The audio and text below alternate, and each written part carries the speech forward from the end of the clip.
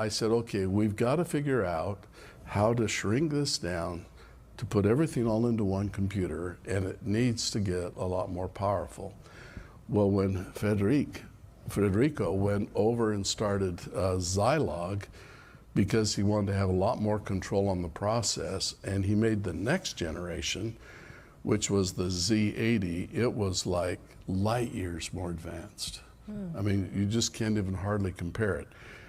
It had a lot more registers, it had a lot more instructions, and it did some really interesting things. It would address 64K of memory, the same as the other one, but he did something that I think was genius. He came up with an idea of making memory that was these little capacitors.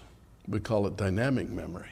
Okay. And it was a memory where if the CPU would write data into this memory, it wouldn't stay.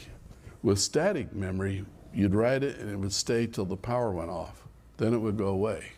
You had to have a boot memory to get it started, and then you had to get the program off of the floppy disk, because as soon as you turn off the power, the static memory would forget everything.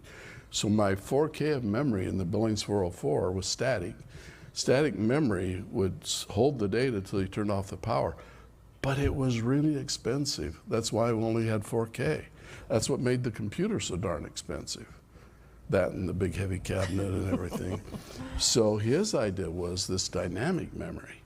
The dynamic memory was like a little capacitor, and you put a voltage on there. If it was a 1, you'd leave no voltage if it was a 0. So you store 1, 0, 0. And as soon as you would charge that capacitor, it would start to discharge. And pretty soon it would forget that it was supposed to be a 1. But what you do is every a few milliseconds, that means thousandths of a second, you go around and you'd read every memory location. If it was a 0, you'd say, okay, you'd do nothing.